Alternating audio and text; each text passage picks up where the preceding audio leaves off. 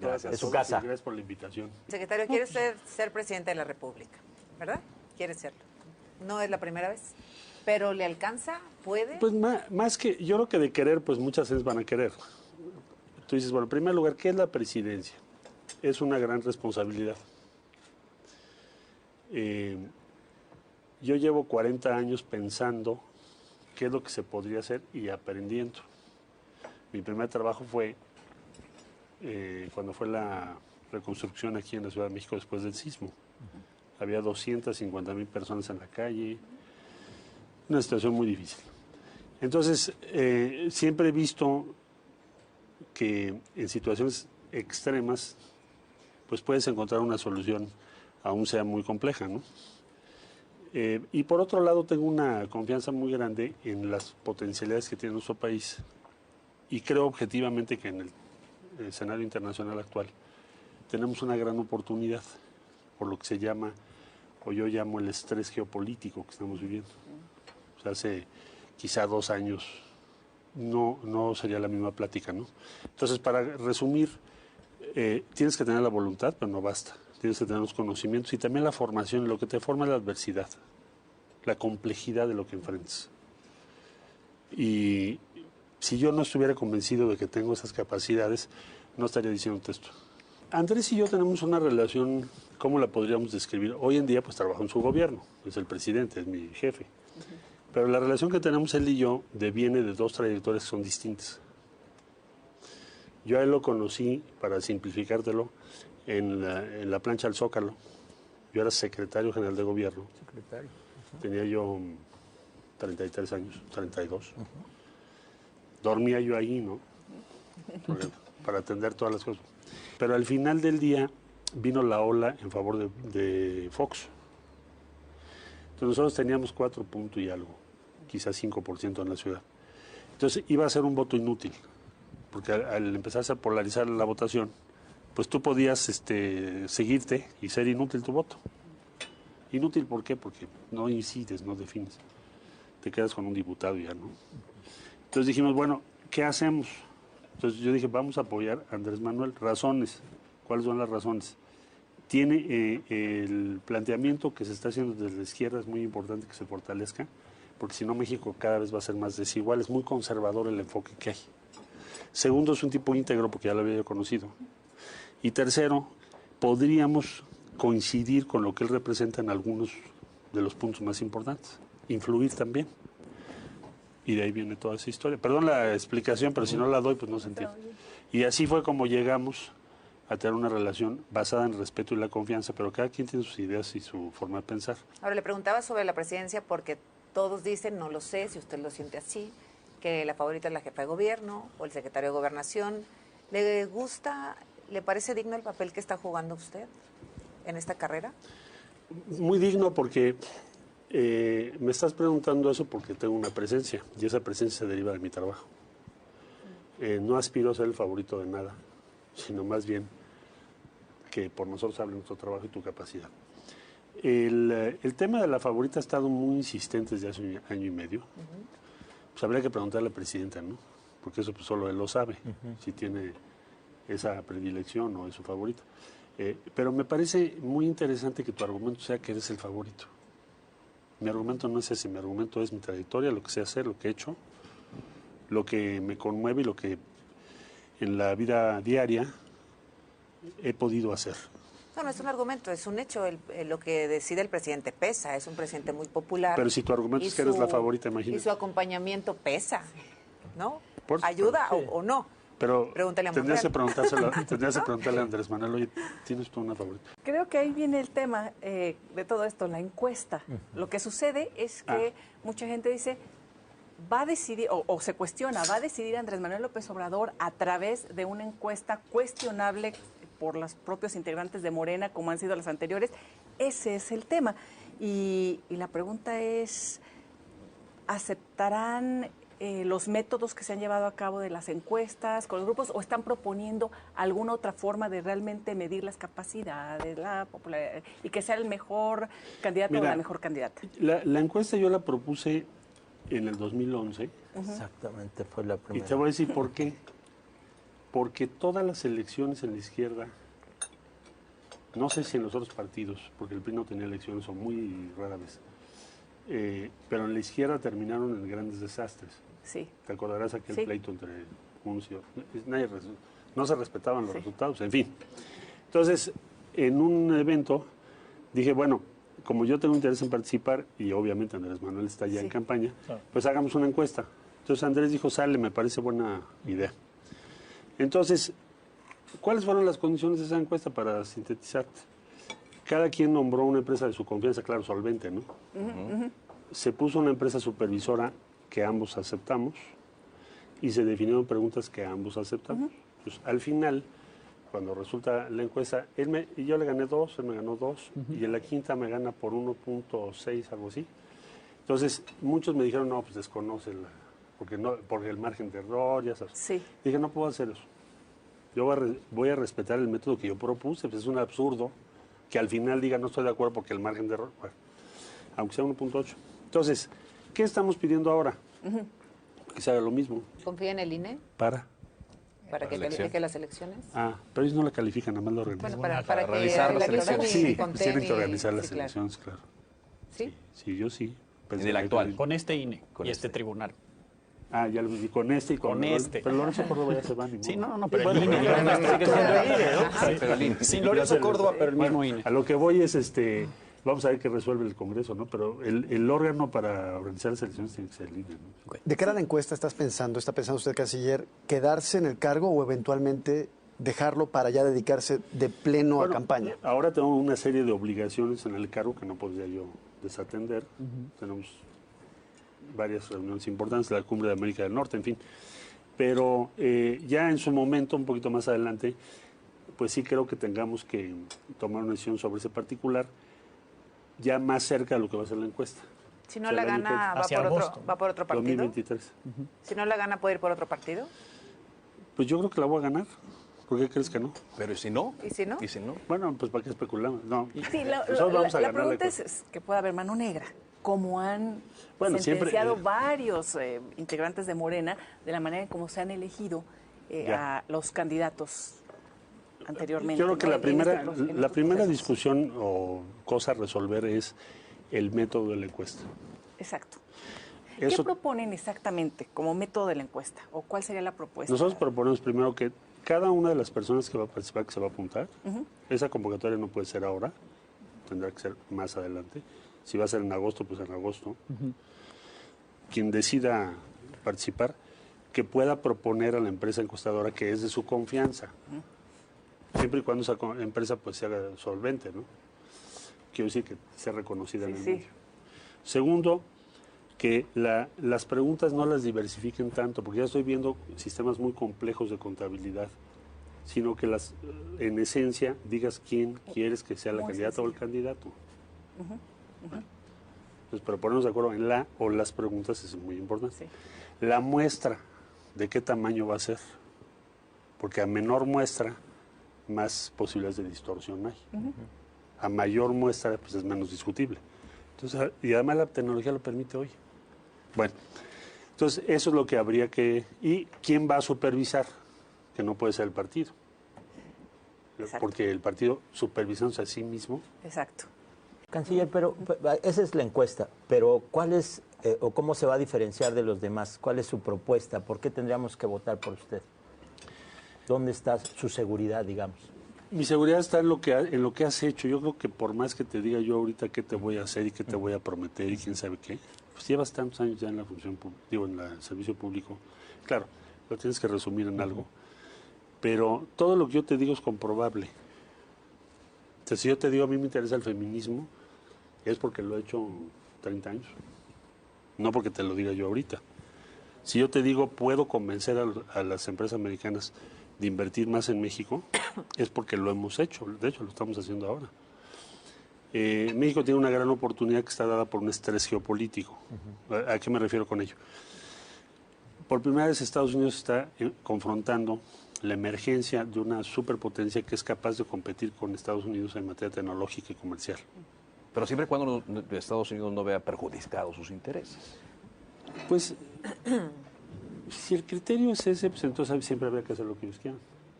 No, pero para eso ahora hay un O sea, panel, yo lo no que- para eso hay un mecanismo, pues para ¿no? o sea, yo lo que voy es, cuando hay un diferendo comercial, lo que yo veo muy bien, creo que es muy positivo, es que México tenga la posibilidad de paneles. Estados Unidos siempre se opuso a los paneles.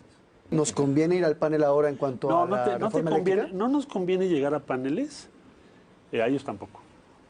O sea, si nosotros proponemos un panel sobre reglas de origen, no les conviene llegar al panel. ¿Por qué no te conviene llegar al panel? ¿Qué es el incentivo? En un panel es un juego suma cero. Entonces sería muy raro que el árbitro diga los dos tienen razón, pues y para eso venimos al panel, ¿verdad? Entonces el panel dirá, el señor tiene razón, la señora tiene razón. Es decir, es un juego suma cero. Entonces el incentivo de, como están diseñados los paneles, es para que no los haya. Es cuando hay una diferencia que no hemos podido resolver, nos obligamos mutuamente a resolverla. Porque si no, te llegas al panel y entonces puede ser muy caro. Así es. Entonces, hoy en día yo te diría que el que tiene que ver con energía, por ejemplo, está en consultas, se tienen que desahogar las consultas, y los paneles pueden tener dos posibilidades. Una, resolver casos específicos o disposiciones administrativas o arbitrariedades contra alguna empresa que demuestre que se le afectó, o se politizan y vas a discusión de normas generales, cosa que no van a admitir los congresos de ninguno de los dos países. O sea, el Congreso de Estados Unidos no va a admitir que México ponga en un panel la ley que le da inmunidad a la industria de armamentos para vender el arma que se les pegue la gana, promover lo que ellos quieran, financiar los videojuegos a nuestros hijos, a ver si les compran. Y nosotros lo vamos a llevar a un panel, y en un panel que va a pasar, pues probablemente vamos a ganar. Secretario. Entonces En ambos sería corregir al Congreso de los Estados Unidos. ¿Los preceptos de la 4T chocan? ¿En qué? ¿O hay la posibilidad de que se puedan aprovechar ¿En qué chocan? con las oportunidades que genera este estrés geopolítico? Yo creo que tienes muy buenas posibilidades. A ver, todos los países están pensando en su interés nacional. Francia acaba de comprar el 15% de electricidad de Francia. Y eso significa que están protegiendo su interés nacional. ¿Qué tienes hoy que cuidar en tu interés nacional como punto de partida? Por eso creo que no chocan. Sí. Todos los países están cuidando su seguridad energética y alimentaria. Todos. Con diferentes tipos de medidas, que es mucho de lo que ha sido la agenda que ha defendido el presidente López Obrador. Sí. Entonces yo lo vería coincidente en ese sentido. Ahora, ¿qué es lo nuevo que tendríamos que hacer? Pues tendríamos que, el presidente les propone a los americanos, oigan, integremos cadenas de valor. Pues no veo ningún choque con la 4T ahí, vaya, es una propuesta del presidente López Obrador a Biden. Por eso reanudamos el diálogo económico de alto nivel. Ahora, ¿qué tenemos que hacer? Llevarlo a una escala mucho mayor. Tenemos poca vinculación con el este de Estados Unidos. Si de lo que se va a relocalizar, vaya, ¿qué pedazo quieres del pastel para México? Vaya, si fuera el 11%, México crecería más del doble. Más del doble. Si fuera el 11% de lo que van a relocalizar, creceríamos más del doble de lo que estamos creciendo ahora. Vamos por eso, lo tenemos enfrente. Hablando de los intereses de México, secretario, ¿por qué aceptamos que nos devuelvan venezolanos? ¿Por qué México cedió en eso? Entiendo lo de las visas que se van a dar para mexicanos y No nos centroamericanos, los pero devuelven. ¿por qué? Para empezar, en primer lugar, cruzan por México. Sí. ¿Por qué cruzan por México? Primero, pues, vienen desde países, no solo venezolanos, cubanos, nicaragüenses. Entonces, ¿por qué vienen? Por los problemas que hay en sus países. ¿Qué es lo que hace México? México pues, les ofrece refugio. Llegan a los Estados Unidos y Estados Unidos tiene una norma que se llama Título 42. ¿Quién la puso? Trump. Trump, marzo del 20. No sé por qué te sorprende, porque llevamos desde marzo del 20 que nos regresan todo tipo de personas. Ahora, ¿qué opciones tiene México? No es un tratado, es una disposición de Estados Unidos. ¿Qué haces con las personas? Imagínate tú el escenario en el puente que les digas, no te admito. Oye, abre un camino para que las personas que quieren ir a Estados Unidos no tengan que hacer todo este calvario que hoy están haciendo y que te puedan llenar una formita. Tú la evalúas y déjalos, porque de todas maneras los que llegan, de 10 que llegan, no vas a regresar a ninguno. Entonces, lo interesante aquí es que Estados Unidos dijo, bueno, ok, a ver, vamos a probar esto que estás tú diciendo. Eso no se había podido hacer antes. Nosotros hemos insistido mucho en eso. Entonces, sí accedieron a hacerlo. ya empezaron a recibir a los primeros venezolanos que siguieron este procedimiento. Y si gana Lula en Brasil, la composición geopolítica de las izquierdas, ¿cómo puede eso beneficiar a México? Es decir, ya gobernarían las izquierdas 80-90% Chile, del Colombia, territorio, ¿no? Con estos últimos Chile, triunfos Colombia, electorales, ¿no? Bolivia. Venezuela, Bolivia, México y ahora Brasil, ¿no? ¿Hay alguna ventaja para México o no? O no? Bueno, yo creo que sería una buena oportunidad, como tú lo mencionas. Claro que tendría muchas ventajas, hay muchas afinidades. Y sería una gran oportunidad para replantear la relación de América Latina entre sí y el futuro de la relación con Estados Unidos. En el hipotético caso de que Regresar gane a la 2028, Regresar a se la acabaría el periodo que se dio. ¿Cómo regresarían los militares a los cuarteles La Guardia bajo el Nacional mando de ya no Ebrard? va a regresar a los cuarteles. La Guardia Nacional No, se pero quedó la con- Marina y el Ejército.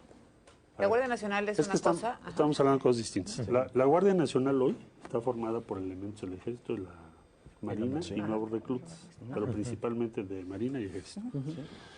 No, a ver, esto lleva 4 años, amigo. Sí, sí, sí. ¿Tú crees que en 2 años o en 4 podríamos derrotar la delincuencia en todo el país? No, no creo. Y no creo que haya ahorita Ok. otra corporación que se haga. Entonces pero no podemos retirarlos a ellos. pero no habría una posibilidad de que se desarrollen cuerpos civiles que puedan enfrentar a la delincuencia. Pues Como llevamos aquí en la oye- Ciudad de México, más o menos. Pues llevamos oyendo eso mucho tiempo. Yo creo que no ha sido suficiente. Por eso está usando. O sea, no lo ve factible, realista. Eso es lo que proponía Calderón, fortalecer a las policías locales. Y Perdón, tener al ejército en la calle. pero sin la ley y sin la Constitución. En ese sentido, digamos, ¿qué otros está como países detenida, está detenida. en el arriba? mundo, No sé si está bajando. digo, ha sido un caso de éxito que el ejército esté justamente en las calles? Guardia Nacional, Guardia Civil hay en España, Carabineros en Italia, Carabineros en Chile, en Colombia. Entonces, en todos los países donde tienes... Puede haber diferencias en los resultados. O sea, el resultado no te lo da el hecho de que seas una guardia de esta naturaleza. También tiene que ver con quién te dirige, cuáles son tus prioridades. Por ejemplo, Italia tiene los carabineros, pero al mismo tiempo hicieron una gran policía financiera. Sí. ¿No? Entonces, cuando sumas, tienes muy buenos resultados. Yo pensaría que la Guardia Nacional le tenemos que dar todo el respaldo y las posibilidades y la tecnología para que tenga el resultado que puede tener. Pero apenas llevamos 4 años. Ningún país de los que me has preguntado lo ha hecho en 4 años. En una Se han tardado hasta estrategia medio siglo. integral en ese sentido, ¿cómo tendría que ser la recuperación justamente del terreno, la parte Tu primer financiera? tema es el dominio del territorio porque tienes 400, bueno, si son municipales, yo creo que tenemos casi 2,000 policías diferentes. Más las estatales, todas muy cortas en número respecto a la población. Y ese era nuestro sistema. Y la Policía Federal con 20,000.